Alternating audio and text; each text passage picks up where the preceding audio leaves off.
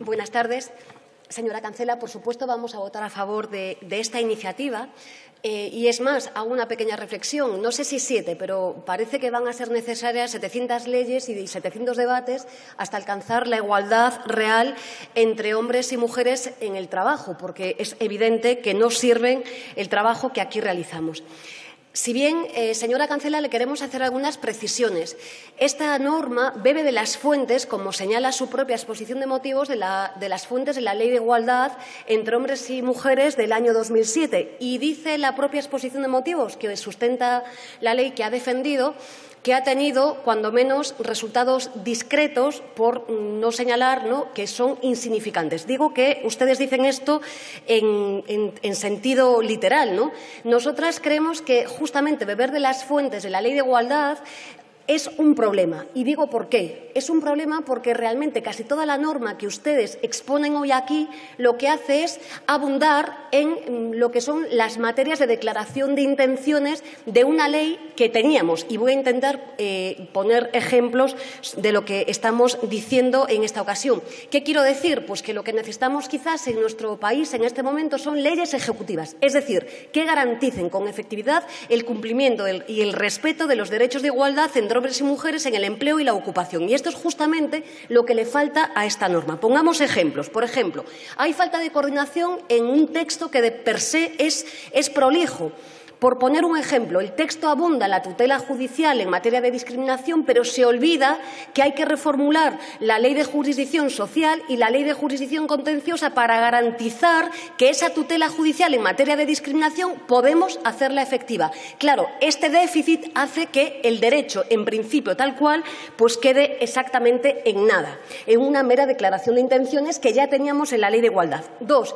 Llama la atención que esta norma obvie todo lo que tiene que ver con la igualdad en materia de seguridad social y muy particularmente en materia de pensiones. Sabe usted, no voy a dar datos para no ser cansina, pero tenemos una brecha en materia de pensiones cercana al 39%. Es curioso que, siendo una ley que trata muchísimas materias con carácter transversal, olvida o deja fuera justamente la seguridad social y el subsistema público de pensiones. Creemos que es un déficit. También, obviamente, nosotras, como saben, nuestra propuesta hemos formulado la necesidad de avanzar en las fórmulas paritarias en organismos que son imprescindibles para cambiar la vida de las mujeres en el trabajo y, sobre todo, que son los organismos, los agentes que negocian los convenios. A nosotras nos hubiera gustado que el artículo 69 del Estatuto de los Trabajadores, como decimos en nuestra propuesta, es decir, en los procesos electorales de los sindicatos y de todas sus unidades de representación, necesariamente tenga que ir la paridad en los mismos. Si no es así, no conseguimos mucho. Es cierto que ustedes lo incorporan en la comisión negociadora y en la unidad de negociación, pero no así en lo que tiene que ver con los procesos electorales stricto sensu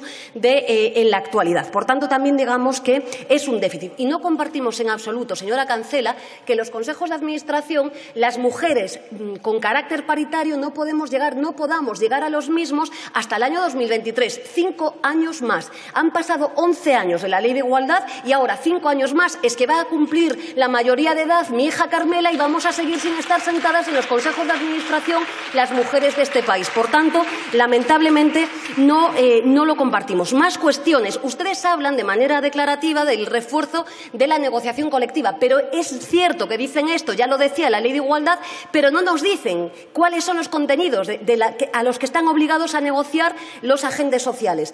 Con claridad. Nosotras somos muy claras. Tienen que negociar con claridad todas y cada una de las materias retributivas y, además, justificarnos cuáles son las razones que señalan que exista un complemento en detrimento de otro. Y además tienen que motivar cuando no lo hagan así.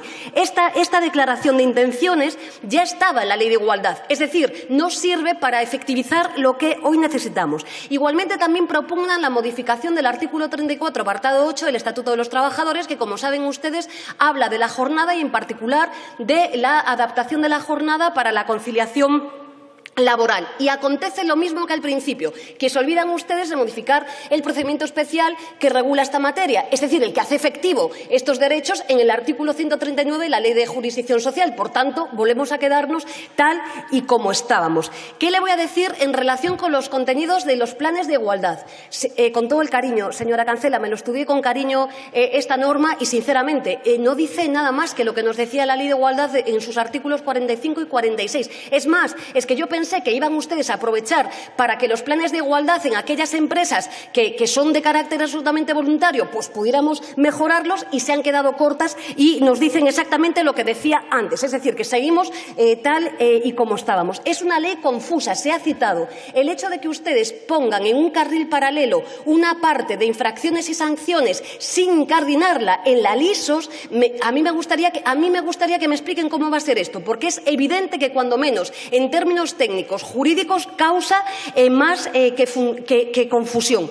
Un elemento que sí que me preocupa: ustedes incorporan sancionan la nulidad en el despido en caso de maternidad.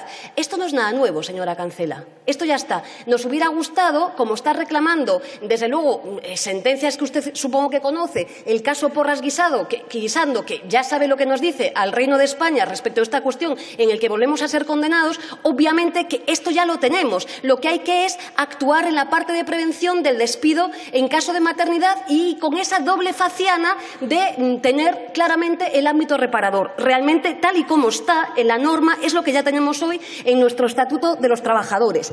También hablan ustedes del derecho a la lactancia.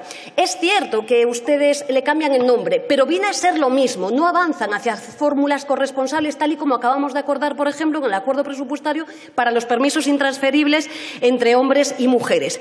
Más cuestiones. Desde luego, claro que nosotras lo que pensábamos es que era una ley, toda vez que es prolija, que instauraba un verdadero sistema institucional de lucha contra la discriminación en el empleo, en la ocupación y en el empleo. No es así. Se limitan ustedes a configurar una oficina de lucha contra la discriminación en el empleo, pero desde luego sé que conoce nuestra norma. Lo que optábamos era justamente, para hacerlo transversal, en la necesidad de crear una comisión interministerial que desde ahí, desde luego, implique transversalmente a todos y cada uno de los ministerios. Dos, obviamente, una dirección general. Y tres, nuestra propuesta es conocida, queremos que en cada una de las direcciones provinciales de trabajo, de la Inspección de Trabajo, obviamente exista estas oficinas. Y, finalmente, no han aprovechado la ocasión para remodelar lo que son, el propio Instituto de la Mujer, que debe tener mayor participación en estos procesos, con capacidad de legitimación en los mismos, o incluso, como estamos pidiendo ya desde el movimiento feminista, que las propias asociaciones de mujeres de carácter estatal puedan ser parte legitimada más allá de los agentes sociales. Con todo y con eso, es una ley que es buena para este país. La vamos a mejorar en el trámite de ponencia, y, a diferencia de lo que hacía el Partido Popular con Mariano Rajoy a la cabeza, en el que nos decía que no nos metiéramos en eso, nosotras sí que nos metemos en esto y trabajaremos con absoluto cariño y rigor esta iniciativa. Así que adelante, y todas a preparar la huelga del 8 de marzo, que este año sí que creemos que tiene que ser histórica, y en ellas tenemos que estar esas mujeres que accedemos al mundo del trabajo, pero también esos millones de mujeres que efectivamente son invisibles y son las que nos dan la vida.